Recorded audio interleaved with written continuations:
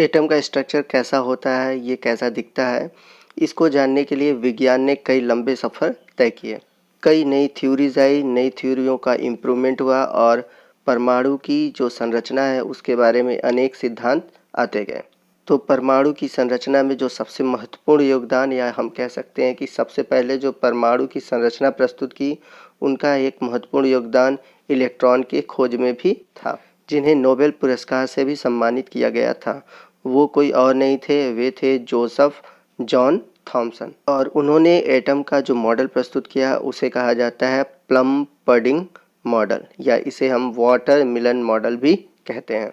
तो आज के इस वीडियो में हम इसी प्लम पडिंग मॉडल, या फिर जिसे हम वाटर मिलन मॉडल कहते हैं, इसी पर डिस्कशन करेंगे। तो कैसे जे थॉमसन ने परमाणु का मॉडल दिया, उसके बारे में हम लोग आगे डिटेल से जानेंगे। तो आप बने रहिए हमारे साथ आपके अपने यूट्यूब चैनल SM क्लासेस पर, जहां पर आप क्लास 9th और 10th के साइंस, इसके अलावा क्लास 11th 12th के केमिस्ट्री और बायो से रिलेटेड जितने भी टॉपिक हैं और चैप्टर हैं उनको पाएंगे। तो वीडियो में आगे बढ़ने से पहले आप यदि हमारे चैनल को सब्सक्राइब नहीं किए हैं तो प्लीज़ आप हमारे चैनल को सब्सक्राइब कर लीजिए, ताकि आप ऐसे ही अच्छे वीडियो को देख पाएँ। तो आइए वीडियो को स्टार्ट करते हैं। तो जब थॉमसन ने परमाणु मॉडल प्रस्तुत किया तो उस समय हम लोगों को परमाणु के मॉडल में क्या इन्फॉर्मेशन थे, आइए वो जानते हैं। और उसी के अकॉर्डिंग उन्होंने परमाणु का मॉडल दिया।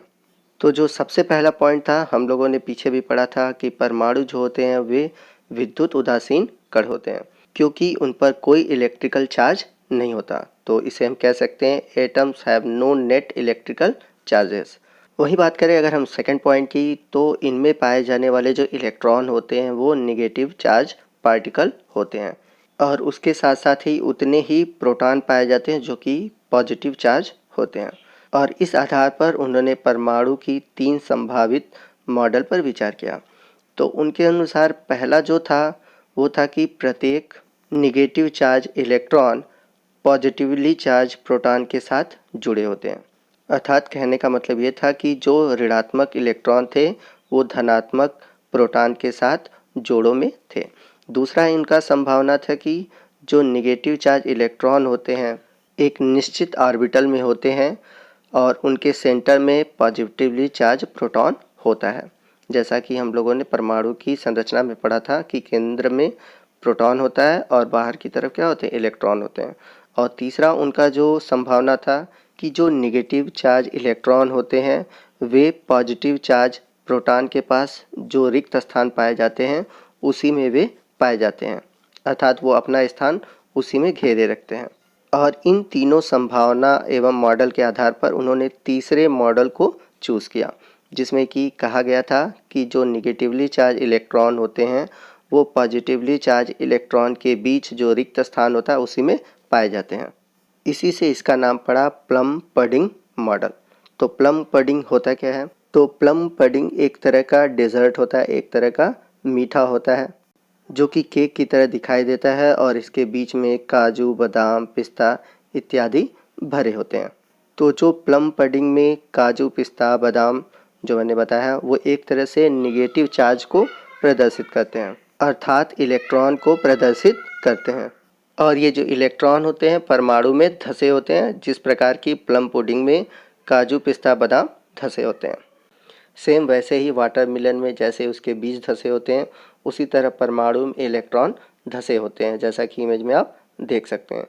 इसलिए थॉमसन के इस परमाणु मॉडल को वाटरमेलन मॉडल भी कहा जाता है। अगर इस पूरी घटना या इस पूरी सिद्धांत में अगर आप देखें तो जो दूसरा वाला पॉइंट था, जिसमें कि उन्होंने संभावित रूप से बताया था कि जो निगेटिवली चार्ज इलेक्ट्रॉन होते हैं वे ऑर्बिट में पाए जाते हैं और उनके सेंटर में क्या पाए जाते हैं, पॉजिटिवली चार्ज प्रोटॉन पाए जाते हैं। और इस पॉजिटिवली चार्ज प्रोटॉन के चारों ओर इलेक्ट्रॉन क्या करते हैं, घूमते रहते हैं। अब थॉमसन के इस पॉइंट को उनके ही एक स्टूडेंट जिनका नाम था अर्नेस्ट रदरफोर्ड, उन्होंने इस पॉइंट को आधार मानकर अपने 2 और स्टूडेंट के साथ परमाणु की एक नई संरचना की खोज की, और उस खोज के लिए उन्होंने अल्फा परिकिरण सिद्धांत को प्रतिपादित किया, जिसको हम आगे नेक्स्ट क्लास में डिस्कस करेंगे। तो रदरफोर्ड ने थॉमसन के इस सेकंड संभावित मॉडल को ही आधार मानकर एक अपना नया मॉडल दिया और थॉमसन के मॉडल को खंडित किया, और इस प्रकार जो थॉमसन का परमाणु मॉडल था वो रिजेक्ट हो गया।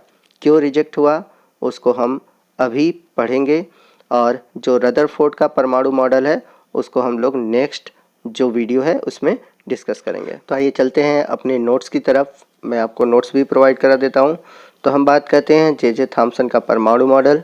जे थॉमसन के परमाणु मॉडल के अनुसार परमाणु एक धन आवेशित गोला होता है जिसका निर्माण प्रोटॉन से मिलकर होता है, और ऋण आवेशित युक्त इलेक्ट्रॉन इस धनात्मक गोले में बिना किसी विशिष्ट विन्यास के बिखरे होते हैं। तो जैसा कि मैंने पीछे भी आपको बताया था कि इनके मॉडल के अनुसार ये कहा गया था कि जो प्रोटॉन होते हैं वो सेंटर में होते हैं, और जो इलेक्ट्रॉन होते हैं प्रोटॉनों के बीच जो गैप होता है उसमें बिखरे होते हैं। और इसमें एक मेन इम्पॉर्टेंट पॉइंट है जो कि इस परमाणु मॉडल की कमी है कि इनका कहना था कि जो इलेक्ट्रॉन होते हैं उनका कोई विशिष्ट विन्यास नहीं होता, मतलब वो कहीं भी किसी भी प्लेस पर पाए जा सकते हैं। तो ये एक प्रकार से इनके एटॉमिक मॉडल की कमी थी।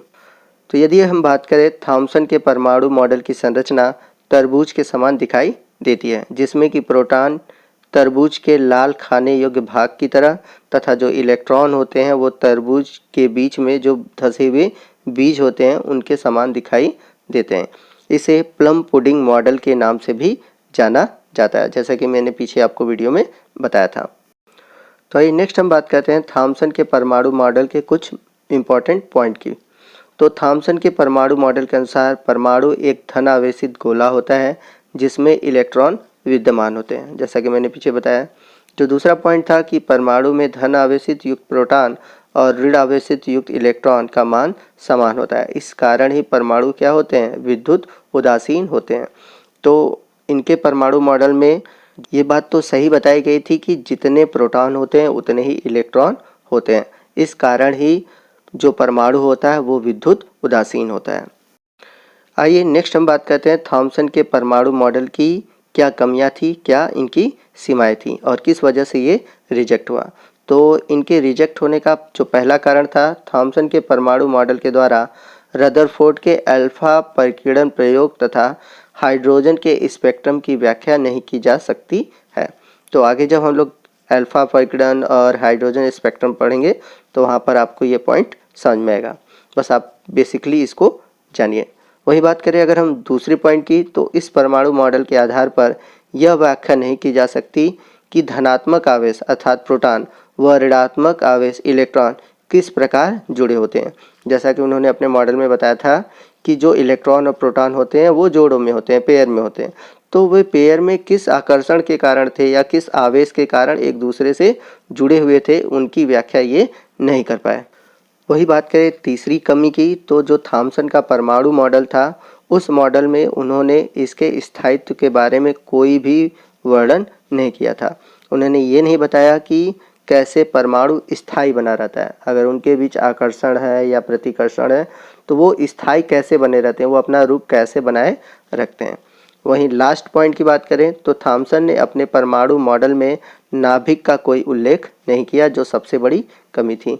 हम सभी जानते हैं कि जो आधुनिक परमाणु मॉडल है उसमें नाभिक में प्रोटॉन और न्यूट्रॉन होते हैं, लेकिन थॉमसन के परमाणु मॉडल में कहीं भी आपको न्यूट्रॉन नाभिक में दिखाई नहीं दिया और उन्होंने नाभिक के बारे में कोई उल्लेख भी नहीं किया। तो इस प्रकार से जो थॉमसन का परमाणु मॉडल था वो रिजेक्ट हुआ, और उसके बाद आया रदरफोर्ड का परमाणु मॉडल, जिन्होंने अल्फा कणों के प्रकीर्णन के द्वारा परमाणु की संरचना प्रस्तुत की, जिसे हम अगले वीडियो में डिस्कस करेंगे। तो आज के वीडियो में बस इतना ही। यदि आपको वीडियो अच्छा लगा हो तो प्लीज़ वीडियो को ज़रूर लाइक कीजिएगा और इस वीडियो को अपने दोस्तों में अधिक से अधिक शेयर कीजिए ताकि वो भी इस वीडियो का बेनिफिट पा सकें। और यदि आप हमारे चैनल पर नए हैं और अभी तक आपने हमारे चैनल को सब्सक्राइब नहीं किया तो प्लीज़ सब्सक्राइब कीजिए और बगल में जो बेल आइकन है उसको प्रेस कीजिए ताकि जब भी मैं कोई नया वीडियो अपलोड करूँ उसका नोटिफिकेशन आपको मिलता रहे। तो आज के लिए बस इतना ही। जय हिंद, जय भारत।